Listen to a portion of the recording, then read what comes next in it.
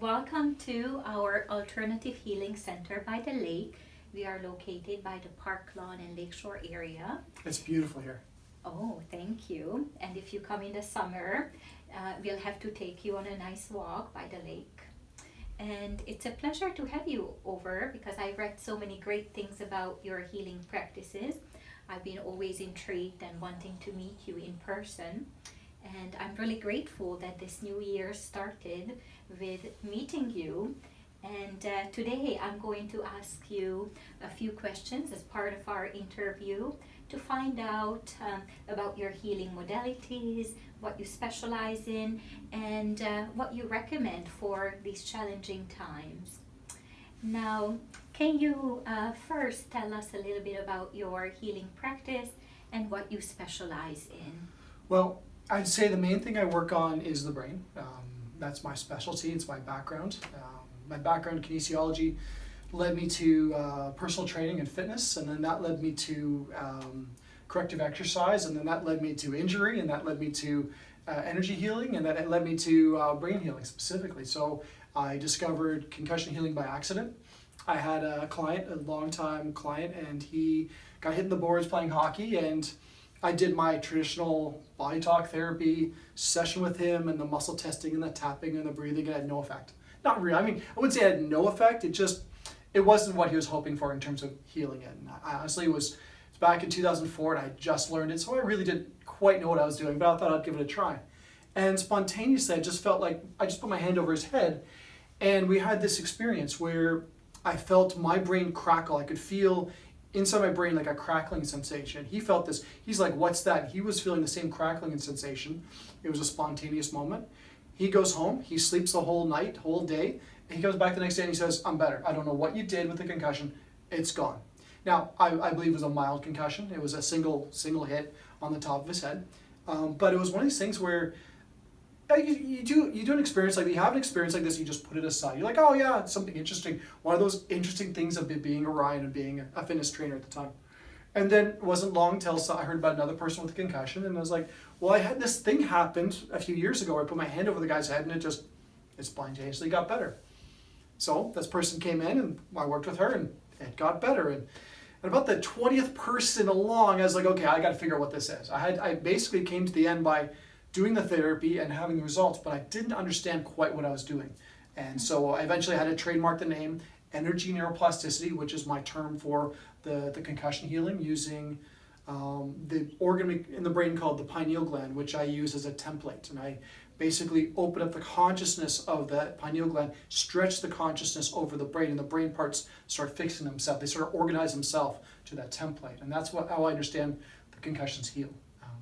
So that's where I started. And along the way, with a lot of the coaching I'd done and a lot of the therapies I'd done, I became really good with people's hearts, getting them really in tune with their hearts and letting go of pain and resolving things.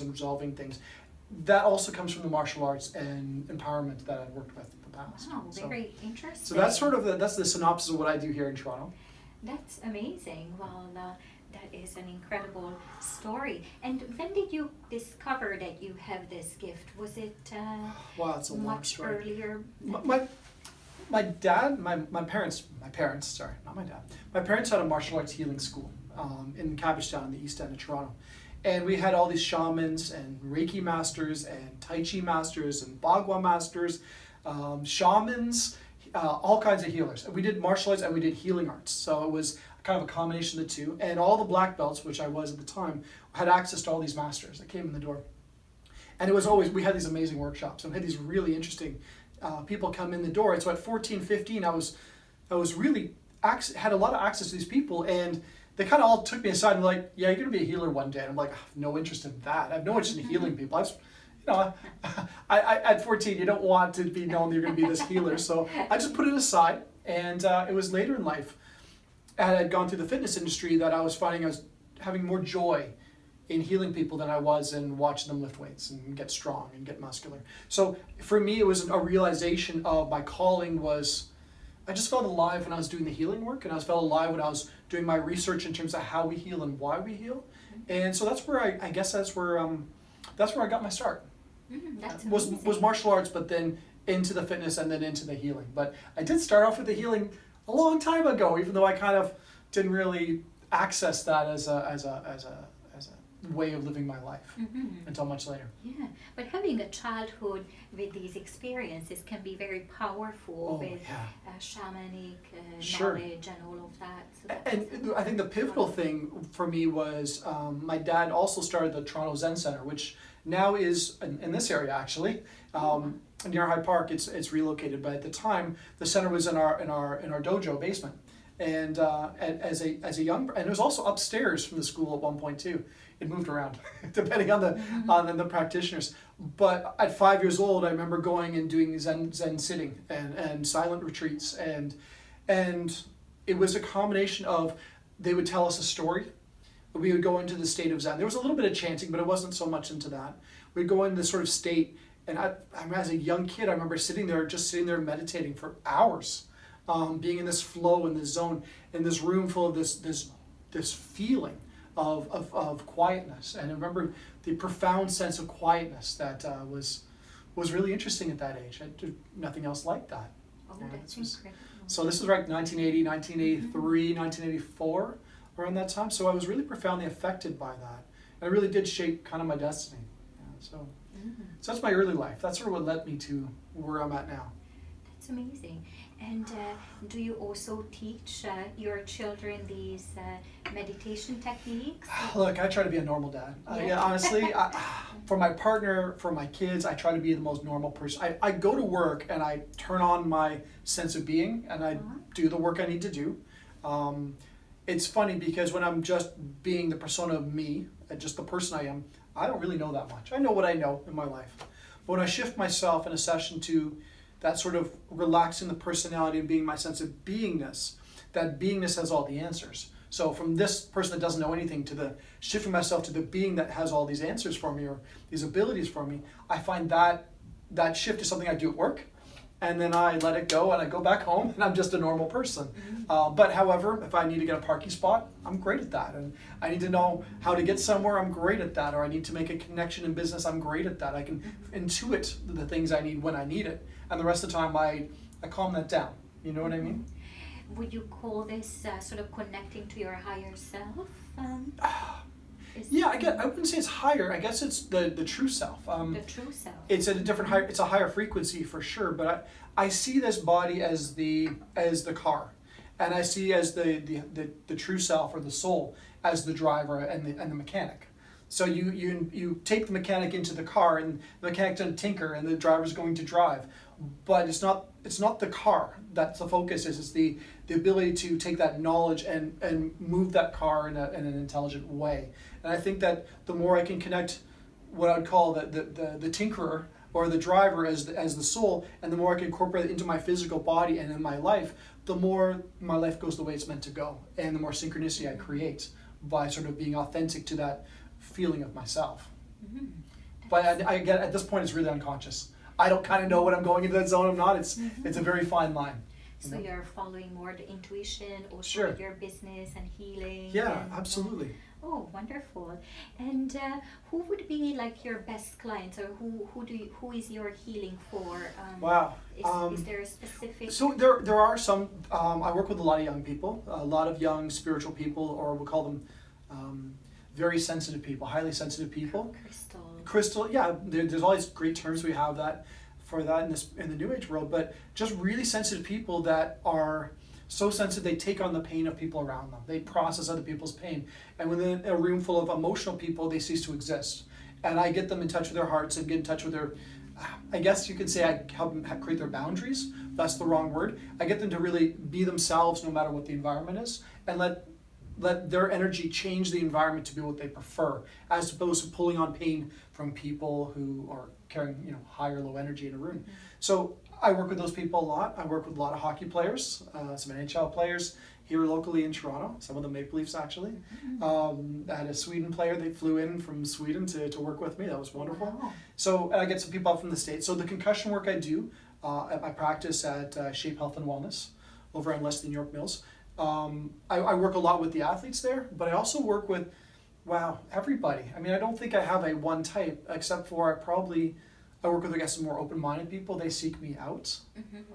But I don't really have a type. I think I like the variety of different kinds of people Or and maybe approaching in different ways. who are drawn to you. Yeah, they'll look at my website and say, oh yeah, I want to talk to this person. You know, so I'll get those people who will just book with me. And maybe also the universe brings them to you. I think there's That synchronicity there's for a sure. Guidance. I always find it's interesting, and I'm sure you've probably found this in the work you've done, is that when you're working on an issue or something's in your mind or something you're working on, you'll draw in a client that has the same issue or similar issues, and it's almost like you're seeing yourself from a different point of view. So I find that when I get the same kind of thing, let's say someone has abandonment issues, and I have like 3 people in a row that have abandonment issues, I'm thinking like, am I carrying some abandonment issues I need to work on, or you know, if it's anger or whatever their topic is, am I carrying that? And then I have to sort of look inside and say, there's something there that I'm getting this kind of synchronicity. There's like parentheses from the universe saying, pay attention, right? So it's sort of like our experiences are also based on the client's experiences, and for sure, that yeah. can be very powerful. And Orion, can you share with us one of your biggest miracle stories, or if you have a Wow, miracle healing? Well, I'll talk about one thing that was more interesting. I work with a lot of concussion cases, as you know. I had this woman come to me, and she was bipolar, schizophrenic, and a concussion sufferer, and she had a concussion recently, within the last couple of years, when I was working with her, and so we were working on that. And halfway through, I think it was in the second session, I'm like, there's a second concussion here. And she completely blocked out an experience when she had been young that a neighbor kid had almost killed her with a rock and just started beating her over the head. And she had gone into a fight or flight response, which is she was physiologically in the state of panic all the time for her entire life. That manifested itself to bipolar schizophrenia. And it was like she was getting these mania states, and it was like a fight or flight response. And again, I wasn't diagnosing. That was what she came in with. She wanted to work on her concussion. She wasn't coming in for that. But when we went to the emotionality of getting her connected with that experience, that inner child experience, and we released the pain and the emotions and forgave that thing, and then we did the rest of the brain healing, her schizophrenia was gone. Her bipolar was gone. And I said, if you ever have an episode, let me know. And she says, I haven't had it. She says, I have this every day. I haven't had it for months. And then she took off to Europe and got married, and that's the last I heard about it. But her whole life changed because she was unaware of the pain that she carried subconsciously. That was the manifestation for those that mania that she was having. Oh my goodness, that was one of the more interesting ones. I remember that one. That was a profound one. And that is so true for a lot of people. You know, they have a trauma in their childhood, and then they carry it all along. Yeah. And just by simply releasing that state of mind or that subconscious block, people can really change their lives. And I truly think, and this, I know this is going to be controversial, of course, I truly think that that trauma, as bad as it is, as no matter what trauma you go through, it's there for a purpose and a reason. But it's not for the purpose or reason to make you feel lesser than or unworthy. It's there to make you look deeper in life. And if you just take trauma and you take the emotionality out of it, all the searching and seeking and looking that there's more in life and looking to more from yourself, looking for more from others, that depth of experience of focusing on what matters, because you decided what matters and what doesn't matter, because life has touched you in a deep way, that's what the trauma is there for. It really wakes people up. A lot of times it brings up into spirituality, of knowing that the things that don't matter, and the things that do matter in terms of like the ethics of a person or the kindness of a person, or those kind of things come to the surface as being important. Whereas if you didn't have a trauma, maybe you would just be focused on very shallow ideas in life. So I think that trauma can be a positive influence if you get over the emotionality of the trauma and let the trauma be the thing of getting you your life where it's meant to go. So I see trauma a little differently than most, and I'm not discounting the emotionality of it. Of course, people feel what they need to feel, but when that is moved aside, it's like they have a development and a focus to what they really want in life, having gone through that negative experience. So it's almost like a learning experience, and it's part of our karma. Probably it goes back to some of us thinking, that we come down with a purpose, and then once you complete that purpose and overcome the trauma, then you also complete your karmic purpose. Yeah, for sure. If the idea of karma is that we repeat things, or we play out these games and these situations. I think It's funny you mentioned that, because I think we're at a place where karma is actually not being as relevant anymore. I think karma was a karmic pattern for a long time, but as we're going into this sort of new age of enlightenment, as we're finding, as the world's going through this big, massive group therapy, as we're seeing play out Yes. in the media, whether it's politics or whether it's businesses or whether it's countries, this group therapy that everyone's going through to find out what's really important. Do these countries truly care about their people? Do people truly care about each other? And when the whole world goes through this COVID trauma, what we get to find out what we truly think about each other, what we truly feel about our work, what we truly feel about our spouse. We truly get in touch with these things that normally we wouldn't see. So I really see that this shift of consciousness is really important, and I think that we're making very enlightened decisions because we're getting really into our stuff right now as a world, as a planet. So that's kind of an interesting thing that's happening in the world. So, and connecting with our soul, because this is a time when there is not so much interruption. sure. So we have yeah. to turn within and sort of look and find the truth, what's lie down there, you know, and who we are. Yeah. And, No, I completely agree with you. You said something that's interesting. As you said that, I felt my heart. I'm like, oh, it's really also about just really also connecting to our deeply connecting to our hearts to find out what we truly feel about things. And I think a big pause, the entire world taking a pause for a year, of us truly feeling like, what are we doing in this world? What are we doing in this life? What are we doing in this relationship? What is our purpose and meaning? Because when everything's taken away, we have a moment to, it's like skipping a semester in school. You have a big spare, and you're like, well, what do I do with this time? How do I invest myself in this time? And I think the whole world is just taking a little breather and a little space. Certainly I've been very busy with this time because people are trying to relieve and resolve things. There's no distractions anymore. There's no new movies or shows or plays or anything going on, so people go within a lot and they are feeling what they're feeling. So. And also finding our life purpose, soul purpose.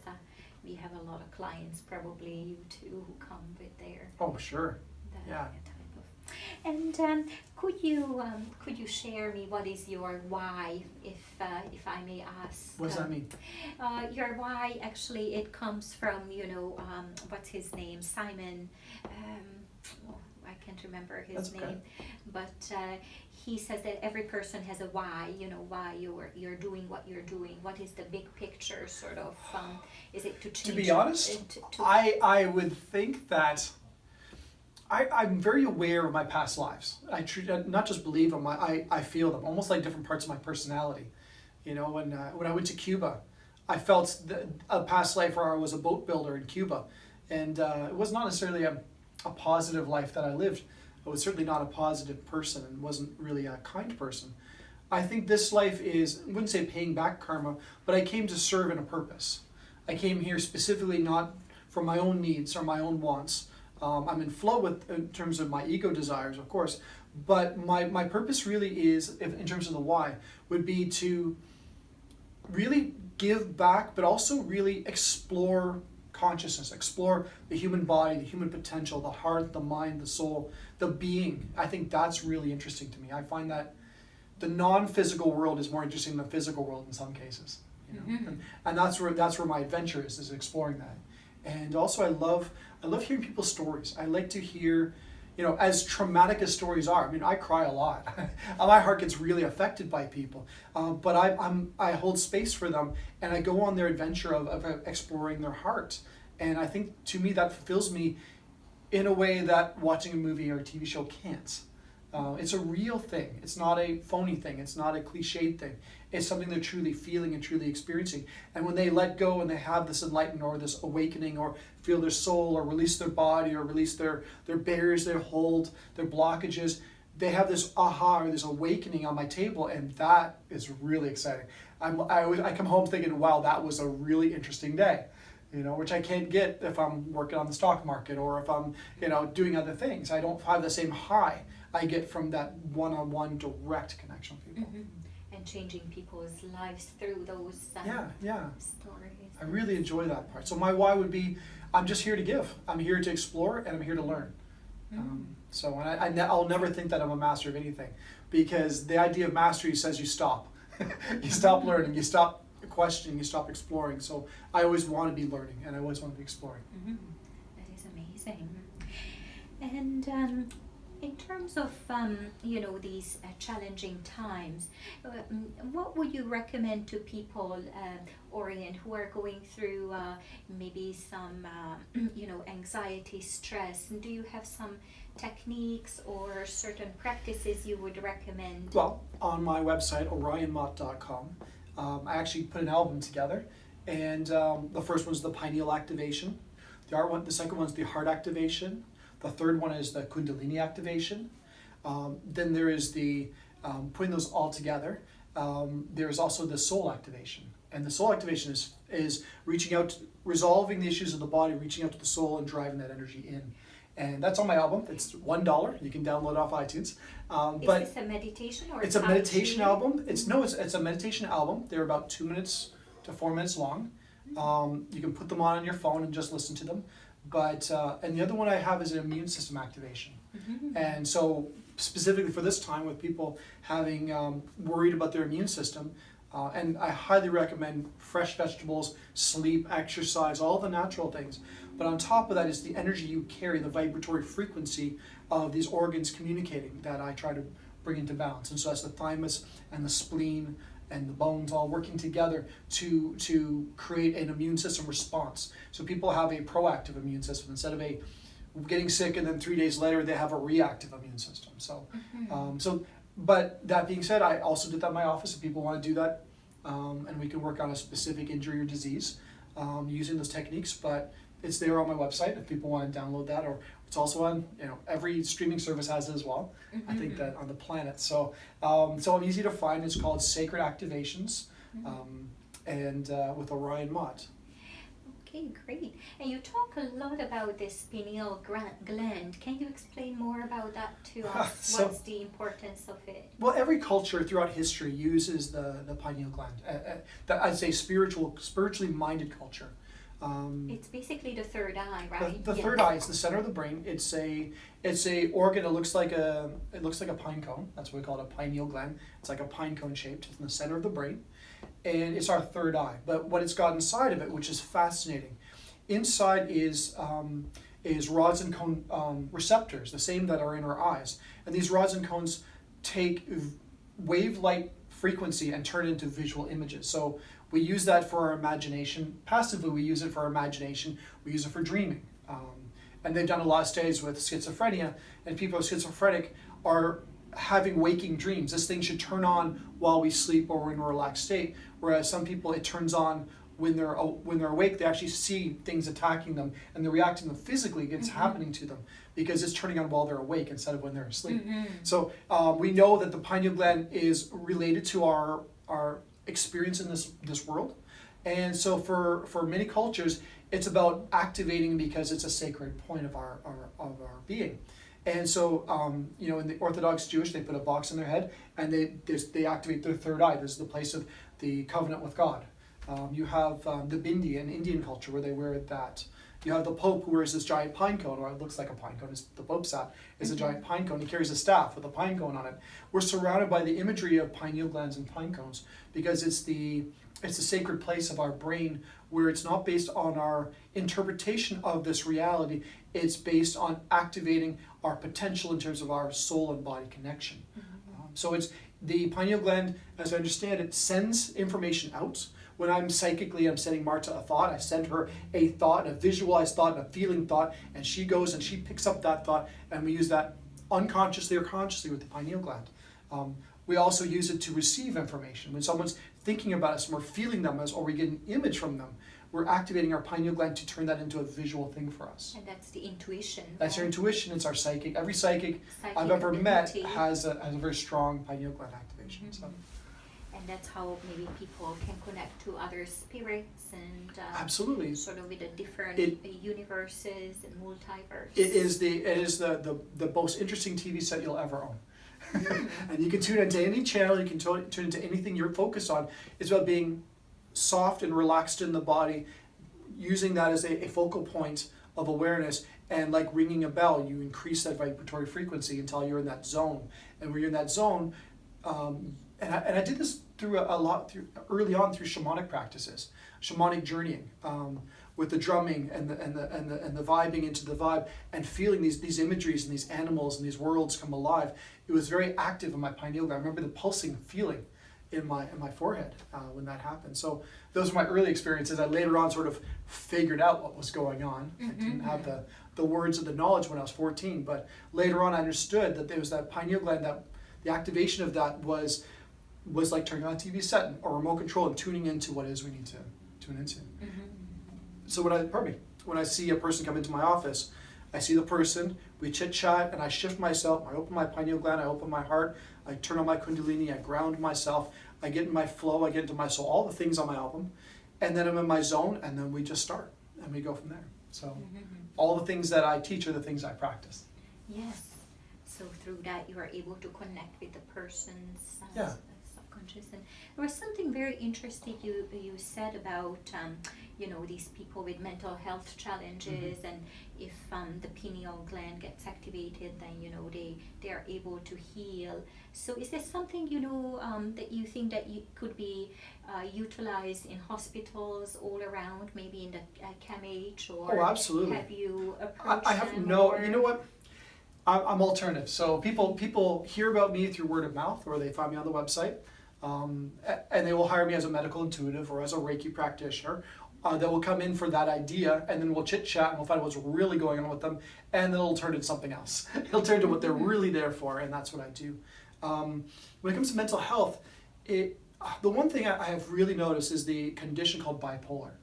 Bipolar is, and I'm not trying to go against the establishment, the medicine out there and the knowledge we have out there and psychological ideas are established, and I'm not trying to poo-poo them, but I am going to say this. A lot of times when people are diagnosed with bipolar, what they have is a broken heart.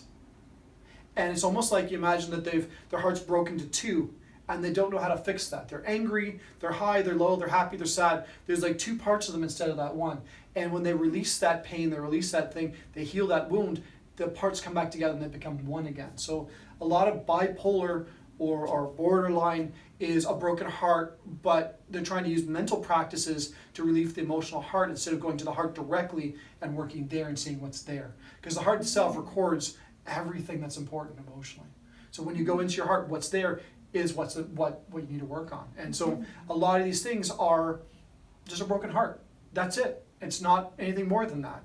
But when you go to your head to try to figure it out, the head will try to create all these psychological terms or all these boxes of where these ideas go, instead of going into the heart and just seeing what's there fearlessly and exploring that idea.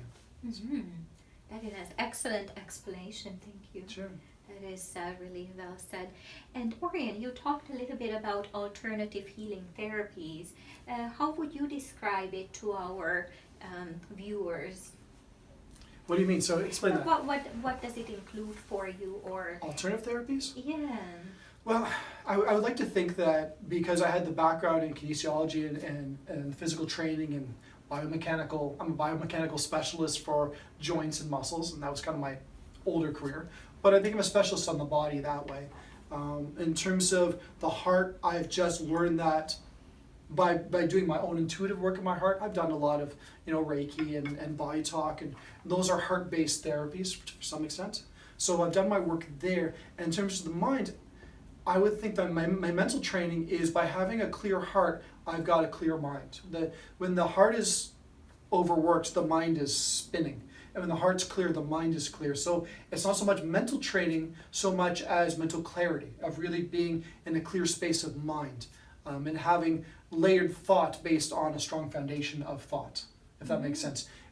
I have the privilege of working with some clients that are absolute geniuses. I mean, truly geniuses. And their layers of abstract thought are like this beautiful architecture. They have a thought, oh, I should create this business. And then that thought of create this business, and here's the location, and here's what I'll sell, and here's what I'm going to hire, and this is what's going to happen. And 5 years later, I'm going to sell as this, and I'm going to do this. They figured the entire beginning, middle, and end of a business within a minute and they figured out their entire aspect. Not just they want to start a business, they figured out their entire business to the end of where they sell that business, what they're going to sell it for. That's how they start a business. They start off with the end in mind. And that layered of thought, I've been really affected by that. I've been really affected by creating a holistic thought from the beginning, middle to end of the entire thing, sort of like Tesla. He would sit there and quietly design his entire machine. And then once it was designed in his mind, he would start running it and see where the mistakes were. And then go back and make the corrections in his mind. And when it was all done, he would build the machine. Now, I'm not mechanically inclined that way.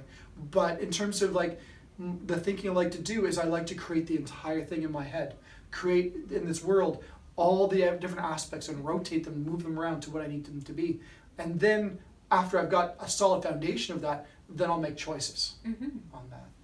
So that's very interesting that you say that. So for you, the alternative therapy means that looking outside of the box. Oh, and inside the box too. There's nothing wrong with inside the box. and finding like a more like a solution that encompasses many areas of life. And what you also said is that, for example, Tesla and some of the geniuses, like say even Steve Jobs, and my belief is that these geniuses, it's interesting, for me how I see it is they tap into that higher conscious, and that's how they actually have that information. And in order to tap in, we need that clarity. And I think with alternative healing therapies, we are able to clear that and get into that higher conscious. That's what I've noticed on my clients, and I think the way you describe it is that once people have that clarity in their hearts and mind, they can be on that creative level, they can be on that consciousness that is able to create that. What, for example, Tesla, yes, like how was he able to ever come up with that? Or like some of those geniuses, I think it's I think they're tapping into higher aspects of their being, for sure. And I mean, we know that with Einstein's brain, after he died, they looked at the brain, and the ridges have to do with the genius. And basically the less ridges there are, the more smooth it is, the more genius they are, because the right and left hemisphere over what's called the corpus callosum, which is the middle part, that those parts link together more. And as they link together more, the right and left hemisphere become fused. They have holistic thoughts of the creative and the cognitive working together, and having one thought as opposed to having multiple thoughts, and working this in a cognitive way and working in a creative way, and then trying to balance out the different personality types, different brain parts to make something work. The two thoughts would come together as a holistic aha. And that's how I think that's how the mind works when it's balanced, when all the parts of the brains, the emotionality, the genius, the physicality in the back of the head are all working together to that aha moment. I think that's kind of what we're striving for in our mental development, is to be in that space where it just comes to you. You don't have to work so hard. It just you're in that state of being, you just know how to do it, never having done it before, because you just understand it in an intrinsic level. Yeah, you sort of tap into that knowledge. I'm fascinated by the man who's doing SpaceX. What's his name again? Who owns Tesla? Musk. He picked up a book one day and says, "Oh, rocketry, I could do that," and just becomes a rocketeer. Builds that was amazing. He just says, "Yeah, I could do rockets. No problem. I have an engineering background. I can figure it out." And within a couple of years, he creates SpaceX. That's pretty incredible, because I think the idea of just becoming a rocket scientist as a whim of something you just want to explore is kind of an unusual thing, but he just did that, which tells you that he's got a technical ability to see the world in fundamental ways that most of us don't. He sees it in terms of materials, alignments, friction, in ways of thought that I think we fundamentally don't in our life, just because that's his genius, that's his specialty. Right? Well, I think we have all of us have the ability, but what I heard is about most people only use 3% of their brain capacity. So I find that even with my clients, after they come for their clearings and they learn meditation and tapping into that higher self, then you start using more of your ability. So you tap into the 10% to the 20% to the 50%, and then anything is possible. Then you see the synchronicities come through.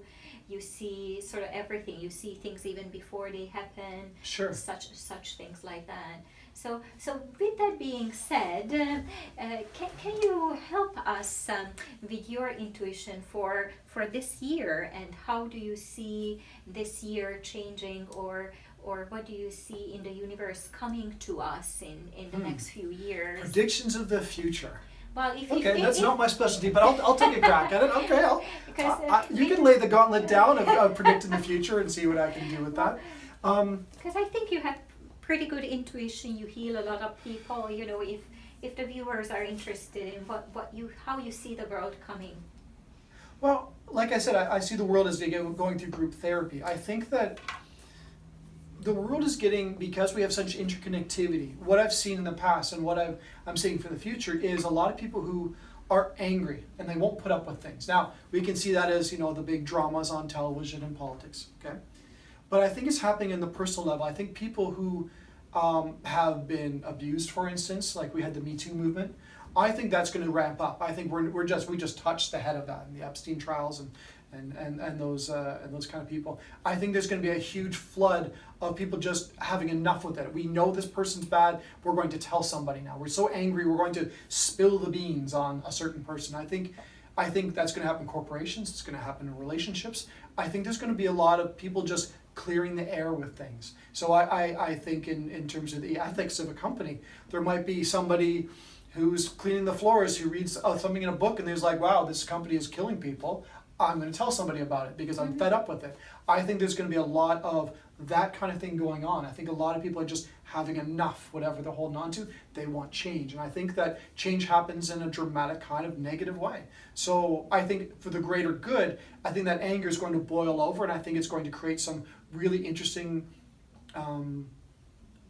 stories that's always been there, but it's never been talked about. So I see the Me Too movement happening in a dramatic way, but not just in terms of the relationship between men and women, but in corporations, with companies, with the ethics of what they're doing and not doing. So I really feel that this time that we're spending now is people are making decisions of what they want and what they won't put up with. So although it sounds like a negative future, the long term is when you clear the air, that's when you can bring new light into things. So I think for a lot of corporations, we're going to see a lot of them disappear.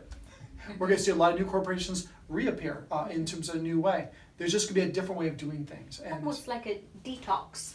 Yeah, so I see that happening. I see that happening in every aspect of our society. We've been seeing it for a while now, but I think we just started it. You know, we get into a big drama in American politics, and then there'll be a big drama in big pharma, and there'll be a big drama, and like we're going to keep seeing these things go on because people are angry and they have enough of it. Probably a lot of divorces and a lot of marriages and a lot of rearrangement of relationships are going to happen too, because when you spend this much time with somebody, you really get to know them. For better or for worse, you get to know them. So you get to know what you truly feel about things when you have that pressure cooker of spending every day all the time with somebody. Right? So I don't really know if I'm predicting the future, but I'm really reaffirming what I'm seeing in the present, but I think it's going to continue.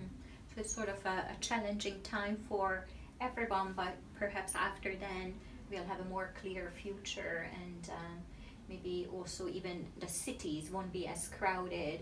Like I remember, Toronto a year ago, or more like a year and a half ago, you would have to leave an hour and a half before you get home just to, get from here to there, because the traffic used to be so bad. So like maybe people now even moving out into the rural areas. Well, here's the question. Here's the big question I'll have for big businesses. If they're able to function at 90% capacity and everybody's working from home, why do you need the big offices downtown? I mean, truly. I mean, if we're doing all our Zoom call meetings and getting everything done, and we're saving a lot of money in rents and parking and gas, and the reality is going to be a lot of companies that just say, we're just going to keep on this. We're just going to make this work for us. As long as that person, we call them, is available to do the work between 9 and 5, what does it matter if they're in an office or they're at home with their kids? It doesn't matter. As long as they're doing the work and being productive and focusing on what matters, it really doesn't matter the location. Because I think a lot of people in the office were by just sitting there making themselves look busy. A lot of people just sit there in the office, look busy. At home, you don't have to look busy. If you're busy, you're busy. If you're not, you're not. That's the reality of the moment. So I think it's going to change society. I think there'll be a lot of people that move out of the city. relocating up north or east or west to more rural areas, because as long as they have good internet, why would they need to be in the city? So and maybe being more closer to the lake or in a forest, you know, and sort of more I know a lot of people are starting peaceful areas. their side hustles is happening a lot. A lot of people creating these little side businesses to offset the fact that they have extra time on their hands. Yeah. And so I think that that's going to happen. A lot of people are going to find out what their passions are during this time. And talking about that, what do you do in your hobby, or what is your side passion, or is your side passion turned into your profession now? And Yeah, so it was interesting. As a personal trainer, I got to a point where I was dreaming of being a healer and doing that work. And I've been doing it for many years, but 2015, I was like, you know what? I'm just finally going to put it out there for the first time. It was kind of like coming out of the closets. Came out of the closet spiritually and just put it out there as this is who I am and this is what I do. And that became this snowball effect. Started off small and built up with word of mouth and clientele and my Google positioning and all that. Created a whole business out of that. And that was what I've been working towards. And now I have that. So what do I have now? I guess for me, it's just being a good dad and good partner and having fun and doing a lot of physical things when things open up, you know, going to the gym and rock climbing and dancing and all those things. Martial arts? You know what? Just recently my daughter turned to me and she says, Dad, and my daughter, mind you, is pint size, 5 foot, maybe one, if she's tiny. And she wants to do martial arts. My son's been asking for a little while, so I just bought her a gi and I got my son a gi. Which reminds me I have to drop it off today. And we're going to do some martial arts during COVID, and I'm going to teach her some of the basics of blocking and punching and kicking and self-defense. And so we'll do a little of that just locally in my house. But you know, I had such an experience when I had a whole martial arts career before personal training, and then my daughter was born, and I held her in my arms, and this sort of warmth came over me. The next day I went to teach my class, and I had 30 kids in a school. And I went to the class and I was like, yeah, this doesn't work for me anymore. It was the end of a semester. It was in December, and I just said, I'm done. And I walked away from about 50 students in total. That day was a big class, but I just walked away from it at the community center where I was teaching, and I just never really looked back. I didn't have a reason to punch and kick people anymore. I felt that love for my daughter the very first time I was being a papa, and it really shifted me to be more in touch with my heart, less in my ego, less into my, it's my 20s, I love them in vigor, so to speak. But it softened me so much. So that's where my martial arts sort of went by the wayside as being less important. I still taught my clients a little bit here and there as they asked, but I wasn't becoming a master martial artist anymore. I just focused on other things. So that's my love-hate with martial arts. I don't want to punch people. As simple as that. But martial arts really, I guess, it also works with the energy movement. So I'm sure if it's taught right, yeah, sure. But I find qigong being much better than that for grounding and for energy flow, breathing. My favorite is called the 8-piece brocade movement, and it's the classical qigong set. You can find it on YouTube if you're looking for it. And it's this breathing and stretching. It's a lot like yoga, but it gets me so tuned into my body and tuned into my field, and it's directed towards the organs and healing of the organs and stretching the lungs. So that I do quite often, actually. That's my getting in touch with my body, and I find that again more useful than punching and kicking people, because I know martial arts tries to be a very Zen thing, but truly the people that are attracted to are disempowered people.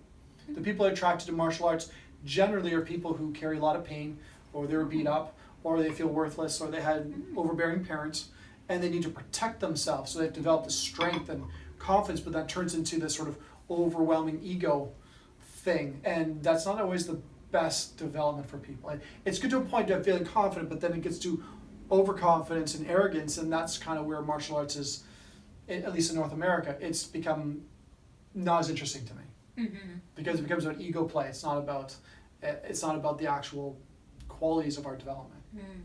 Okay. And do you have anything exciting planned for your clients for 2021 or 2022? Do you have any programs or? Well, I've been thinking about teaching. I created this natural ability to be a medical intuitive. Technically I was born with this ability. I was a kid that would feel not just people in the room, but I'd feel everything in their body and their organs. I would feel their organs. I could feel their anger in an organ or their dysfunction in their lungs. I could really, if someone was a smoker, I could feel the congestion in their chest. I could feel their bodies always my entire life. But I've created an ability to teach this technique. It's a series. It's very much like the Zen. It's a lot to do with meditation. It's a lot to do with connectivity and a lot to do with expanding awareness. Some of the things we've talked about. To make other people medical intuitives, you do need to have a foundation in the body. You need to understand how the organs work and how they interrelate. But I do teach that as a course. And when things open up, I'll be teaching that again. It doesn't really work online very much. So I'd rather have a group of 10 people in a room and do it that way. So when COVID opens up and things come back to normal, I will be teaching a medical intuitive practice that I've learned in my life. So. And would you like to teach us anything now? Perhaps is there something you could teach us? Or I'll teach you something really interesting. Sure, yeah. So when people meditate, they do finger positions, and this is a common one. This is a common one. There's a lot of the common. I'm going to teach you a finger technique, and the idea is that this flows the chi, and this technique is going to make the chi spiral, as opposed to being balanced. It's a movement chi. So the first one is the right hand does this. Mm-hmm. The left hand does the second one. So the left one does the second finger. Yeah. Mm-hmm. And if you sit quietly like this, and as you sit there, you'll feel the energy not stagnate. You're going to feel it moving. You're feeling it spiraling. By having this imbalance in the hands, it's creating an opening and flow. So sit quietly with these positions. And I want you to feel the spiral of the body. Take a couple deep breaths in and out.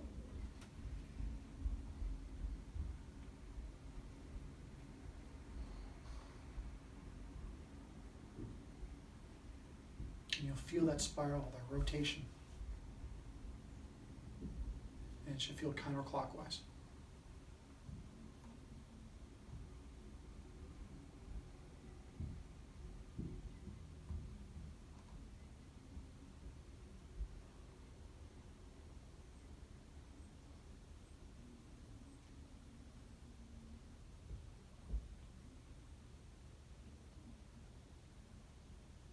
What do you feel? I feel peaceful. Mm-hmm. I hear the birds chirping. Can you feel the shifting of the energies? Yes, a sense of calm. Yeah, so that's one of my favorite meditation techniques for people when they need to, when they want to feel something that's a little out of the ordinary, a little bit of different flow. I really like that position for meditation because it feels like there's this big spiral of circular energy going around my body, like a creative energy.